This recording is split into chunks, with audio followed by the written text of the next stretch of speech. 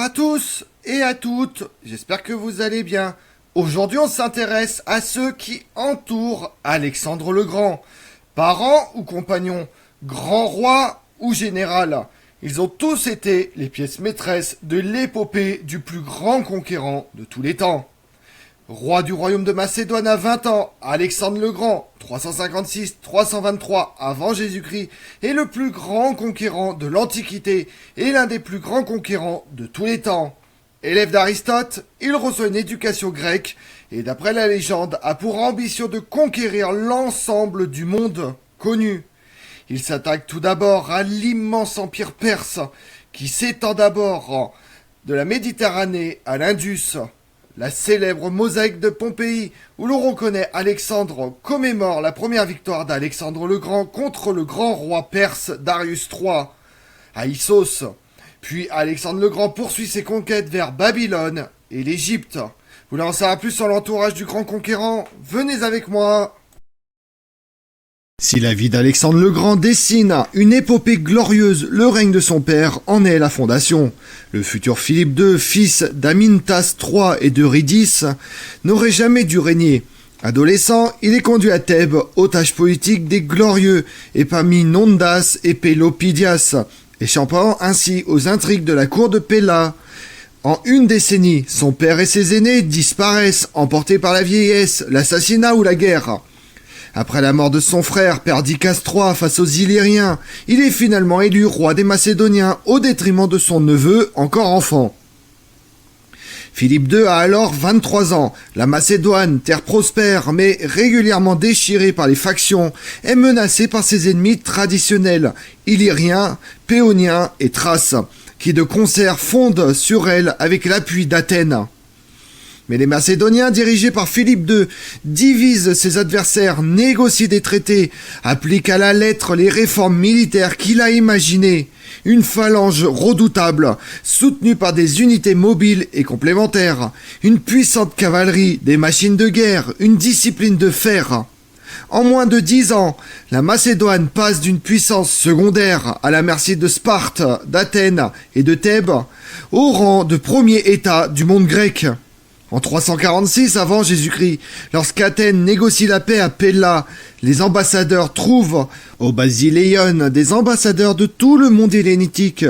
Philippe II crée de nouvelles cités, étend les routes, construit des forteresses, une flotte. Les effectifs de son armée vont finir par tripler, jusqu'à dépasser les 30 000 hommes à Chéronée en 338 avant Jésus-Christ. Confrontant sa légitimité de roi, Philippe II se bat en première ligne. Il a le corps couvert de cicatrices et ses hommes le respectent. En 336 avant Jésus-Christ, après la création de la Ligue de Corinthe, toute la Grèce, sauf Sparte, est passée sous sa domination. Désormais, il peut se tourner vers le rêve de sa vie, une grande expédition dans l'Empire achéménide. Philippe II n'est pas seulement un fin stratège, un brillant politique et un homme cultivé, amateur de tous les arts. C'est aussi un buveur invétéré et un amant insatiable. Il a eu 7 épouses, 6 enfants et un nombre incalculable de maîtresses et de mignons. C'est d'ailleurs l'un d'entre eux, Pausanias, qui le tuera. Vengeance personnelle, instrument d'une conspiration qui impliquait le grand roi. À la veille de la grande expédition, dans sa famille, on assure descendre d'Achille, le héros de la guerre de Troie. Fille du roi des Molosses, d'Épire, Olympias sert Zeus en son sanctuaire de Dodone, où elle rencontre Philippe II en 357 avant Jésus-Christ. Mariage d'amour ou alliance vitale pour deux royaumes grecs, confrontés aux puissants Illyriens. Quoi qu'il en soit, Olympias donne naissance à Alexandre en 356 avant Jésus-Christ et à une fille, Cléopâtre, 355 avant Jésus-Christ, d'une grande beauté et douée d'une vive intelligence. Olympias est aussi une épouse taciturne et une mère possessive. Sa piété pour les dieux ne faiblira jamais, au point qu'elle fera circuler une rumeur sur la conception du prince. Zeus, sous la forme d'un serpent, se serait uni à elle. 20 ans après leur mariage, Philippe II prend une 7e épouse, la jeune Cléopâtre, provoquant la jalousie d'Olympias et ses craintes quant à l'avenir d'Alexandre.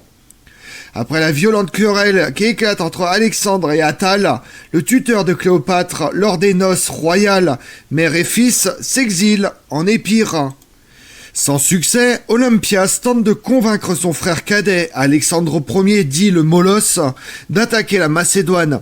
Philippe II réplique en offrant la main de sa fille Cléopâtre au Molosse et les deux familles se réconcilient.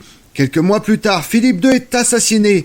Olympias n'échappe pas aux rumeurs qu'il l'imagine complice, reportant sa rancœur contre sa rivale Cléopâtre, assassinée avec sa fille Europa. En 334 avant Jésus-Christ, lorsqu'Alexandre franchit l'Hellespont à la tête d'une armée panhellénique, Olympias ignore qu'elle ne reverra jamais ce fils pour qui elle a tant donné. Elle vit entre Pella et Passarone, entretient une intense activité épistolaire, traque les rumeurs de complot et se querelle souvent avec le régent Antipater. Après la mort du conquérant en 323 avant Jésus-Christ, elle tente de marier sa fille Cléopâtre, alors veuve, d'abord à Léonatos, cousin et ami d'enfance d'Alexandre, puis à Perdiccas. Adversaire acharné de Cassandre, le fils d'Antipater, elle se voit confier la garde de son petit-fils et héritier de l'Empire macédonien, Alexandre IV. Mais les meurtres et les exactions dont elle se rend coupable vont provoquer sa perte et la fin de la dynastie agréade. Acculée dans l'enceinte de Pydna, elle finit par se rendre en échange d'une promesse de pardon. Mais Cassandre la capture et la fait condamner à mort par lapidation.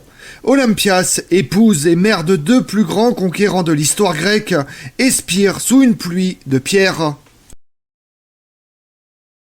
La postérité a fait de lui le plus célèbre des diadoques. Ptolémée partage avec Alexandre le Grand une amitié ancienne. En 336 avant Jésus-Christ, il est banni par Philippe II pour son rôle dans l'affaire Pixodaros, faisant échouer un projet de mariage entre une princesse carienne et Philippe Aridé. En Asie, il combat au sein de l'escadron royal. Il aurait, selon ses mémoires sur lesquelles se fonde rien, Ptolémée reçu un commandement de 3000 hommes aux portes persiques. À partir de 330 avant Jésus-Christ, sa carrière va connaître un nouveau tournant. Jusqu'à la mort d'Alexandre le Grand, il devient l'un des 7 somatophylaques, les gardes du corps du roi. Commande des bataillons, puis des armées en Asie centrale et en Inde. Il érige le bûcher funéraire du gymnosophiste Calanos et épouse une Perse aux noces de Suse en 324 avant Jésus-Christ. Après la mort d'Alexandre le Grand, Ptolémée est fait satrape d'Égypte, une terre qu'il ne quittera plus jamais. Il gouverne avec sagesse ce pays florissant, se fait aimer des Égyptiens et annexe la Cyrénaïque. Très vite, les diadoques vont s'entre-déchirer pour le pouvoir suprême, et Ptolémée sera joué de ses atouts. Depuis Alexandrie, il avance ses pions avec habileté et prudence en Orient et en Grèce. Conquiert Chypre, une partie de la Syrie et la Palestine. En 305 avant Jésus-Christ, il prend le titre de Basileus à l'instar d'Antigone le Borgne.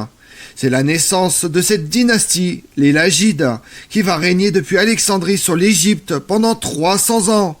Centre économique et culturel de la Méditerranée. À l'aube de ses 80 ans, le vieux roi abdique en faveur de son héritier, Ptolémée II, Philadelphe, rédige ses mémoires et s'éteint 2 ans plus tard, le seul des diadoques à avoir une mort paisible. Selon la légende, Séleucos aurait eu pour père Apollon, le dieu laissant sur la peau de l'enfant une tache formée d'une encre dans un anneau. Séleucos est le fils d'Antiochos, officier de Philippe II et de la Odyssée. Il intègre les pages royaux avant d'intégrer l'armée, où il combat au sein des compagnons. Âgé de 28 ans, il est promu en 330 avant Jésus-Christ au poste prestigieux de commandant de la garde royale et occupe une place importante dans le dispositif macédonien lors de la bataille de l'Idpass en Inde, où l'armée va affronter et vaincre le roi Poros et ses éléphants de guerre. Aux noces de Suse, il épouse la Perse Apama. Séleucos en tombe amoureux et reste comme l'unique diadoque à conserver son épouse perse après la mort d'Alexandre le Grand. Apama deviendra sa reine et la mère du futur Antiochos Ier. Dans cette configuration d'ambition rivale qui va naître de la mort du conquérant, Séleucos va finir par tirer son épingle du jeu malgré des revers qui le forcent à fuir en Égypte.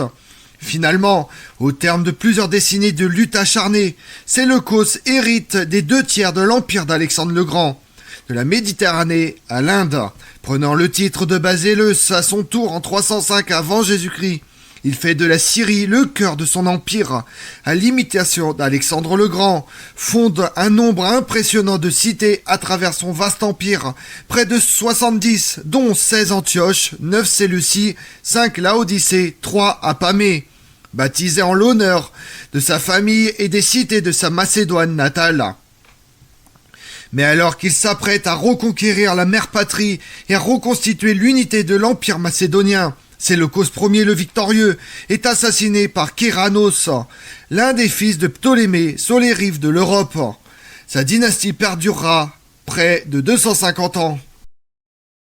Lorsqu'Aristote accepte la charge de précepteur d'Alexandre en 343 avant Jésus-Christ, il ne trône pas encore au panthéon des philosophes où l'a placé la postérité. Originaire de Stagire en Chalcidique, Aristote grandit à la cour des rois macédoniens où son père Nicomaque officie comme médecin royal. Il s'y lie d'amitié avec le jeune prince Philippe et l'aristocrate Antipater. Âgé de 17 ans, Aristote vogue vers Athènes et intègre l'académie de Platon où il reste en place pendant 2 décennies.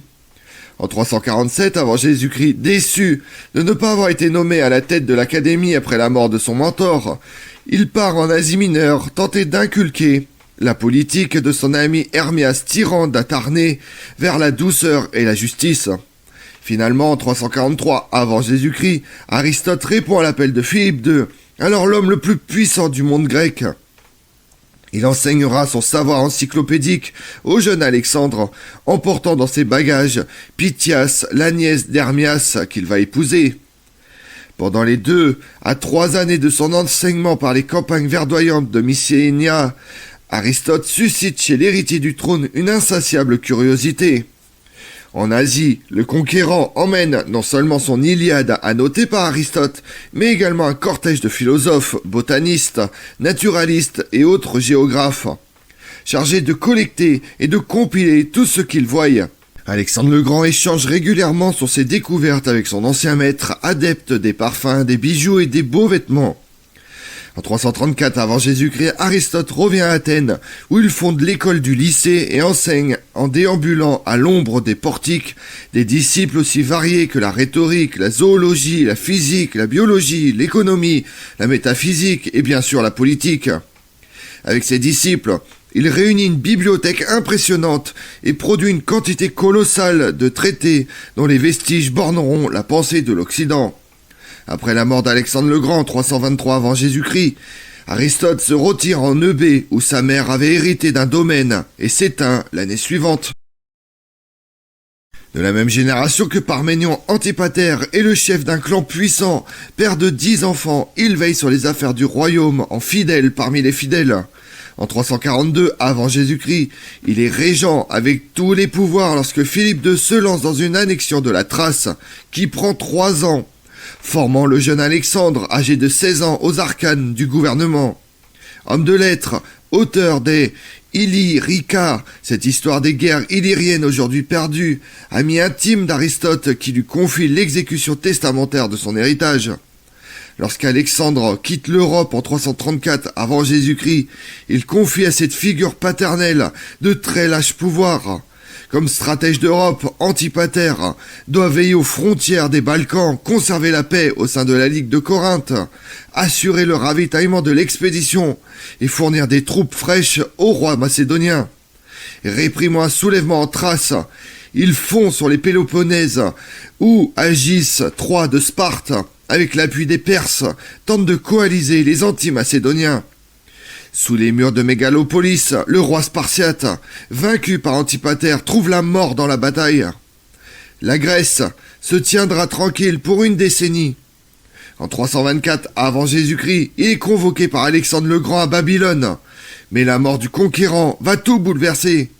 Antipater doit faire face au soulèvement des cités grecques mené par Athènes et se retrouve enfermé dans Lamia, en Thessalie, sauvé par Cratère et Léonatos venus d'Orient. Il fusionne son armée avec les leurs et vainc les révoltés. Le régent impose une oligarchie à Athènes et devient le tuteur d'Alexandre IV et Philippe III. Aux portes de la mort, après de 80 ans, Antipater confie ses pouvoirs à Pélépercone, ami et stratège macédonien de sa génération, puis nomme son fils Cassandre chiliarque d'Europe. Rêvait-il d'un destin royal? Ses actes démontrent la constance de sa fidélité. Que serait l'épopée d'Alexandre le Grand sans un grand ennemi?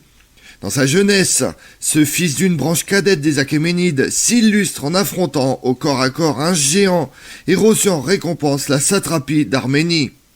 Après les meurtres de l'eunuque Bagoas, qui empoisonne Artaxerxès III, puis son héritier Arzès, il devient grand roi quelques mois avant l'assassinat de Philippe II à l'été 336 avant Jésus-Christ. Décrit comme un homme magnifique, Darius III épouse la plus belle femme de l'Empire perse. Sous-estime-t-il la puissance macédonienne après les déboires de l'avant-garde de Parménion? En 334 avant Jésus-Christ, il confie la défense de l'Asie mineure aux satrapes locaux et à même nom de Rhodes, qui notamment dirige la contre-offensive maritime, mais se doit de réagir personnellement après les succès sans fin de l'armée macédonienne. À Issos, en 333 avant Jésus-Christ, il est sur le point de prendre Alexandre le Grand à revers, mais les Grecs réagissent et profitent du terrain pour infliger sa première défaite au grand roi, qui fuit le champ de bataille en abandonnant sa famille. Il faudra attendre 2 ans avant qu'une nouvelle bataille décisive, période durant laquelle Alexandre le Grand annexe la Phénicie, la Palestine et l'Égypte. Cette fois-ci, le grand roi décide du terrain. Ce sera Gaugamélès, une vaste plaine propice à son armée, en surnombre et aux chars. Mais rien n'y fait, l'art de la guerre est supérieur chez les Grecs. Et en dépit d'un rapport de 3 contre 1 et une aile gauche qui a cédé jusqu'au bagage, Alexandre le Grand est à nouveau victorieux.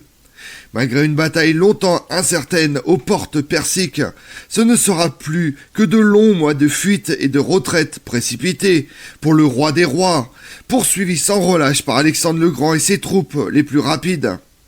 Finalement, Darius III est trahi par ses derniers fidèles. Il est assassiné sur les bords d'une route par Bessos, le satrape de Bactriane, et sa dépouille ensevelie par Alexandre le Grand conformément au rite perse dans la nécropole royale de Persépolis. Avec Darius III s'éteint la dynastie des Achéménides. Fils d'Amintor, officier de Philippe II, et Phaestion partage depuis l'enfance une amitié indéfectible avec Alexandre le Grand. Il suit auprès du prince les leçons d'Aristote, intègre bientôt la cavalerie des compagnons. Il est décrit comme beau et grand, si bien que la reine-mère perse confondra avec Alexandre après la bataille d'Issos. Désigné le nouveau roi de Sidon, convoyer la flotte de Tyr vers l'Égypte, fonder des cités, bâtir des ponts, Alexandre lui confie d'importantes missions et sa carrière progresse à mesure que les conquêtes s'étendent sur l'Asie. En 331 avant Jésus-Christ, Héphaïstion commande la garde royale à Gaugamélès, puis reçoit l'année suivante le titre d'Hipparque, chef de la cavalerie aux côtés de Cleitos. En Inde, Alexandre le Grand lui confie une armée chargée de pacifier les rives de l'Indus. Ces promotions finissent par provoquer la rancœur et la jalousie de Cratère, stratège et ami d'Alexandre, au point que les 2 rivaux en viennent aux mains. Alexandre dira de Cratère qu'il aime le roi, alors qu'Héphaïstion aime Alexandre. Après l'Inde, Alexandre le Grand propulse son ami au rang de chiliarque, ce qui fait d'Héphaïstion le vice-roi, l'homme le plus puissant de l'Empire macédonien après Alexandre le Grand. Le conquérant lui offre même la main d'une fille de Darius III pour que leurs enfants à tous les 2 soient cousins.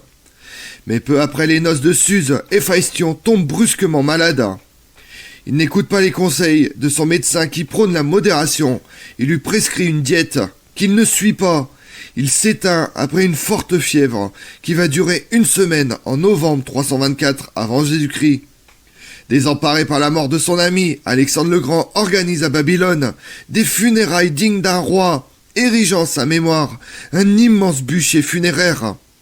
Le roi macédonien exige des temples perses qu'ils éteignent leur feu sacré en signe de deuil, et l'oracle de Zeus Amon déclare qu'Héphaïstion doit être honoré comme un héros. Comme on l'a vu, après avoir conquis un immense empire, Alexandre le Grand meurt à 33 ans, après avoir atteint les rives du monde connu et en ayant contribué à diffuser la langue et la civilisation grecque sur un immense territoire. Au cours de ses conquêtes, Alexandre le Grand a fondé de nouvelles cités sur le modèle grec. Ses successeurs se partagent son empire fondant leur propre dynastie, dont les plus connus, les Séleucides et les Lagides. Je vous remercie d'avoir suivi cette vidéo en ma compagnie. Si vous voulez connaître mes autres vidéos, retrouvez-moi chaque matin à partir de 6h45 sur ma chaîne YouTube Tout sur l'Histoire avec Damien, mais également sur les réseaux sociaux, Twitter et Instagram, Histoire Damien. Et pensez à liker, commenter et vous abonner. Je vous remercie à tous.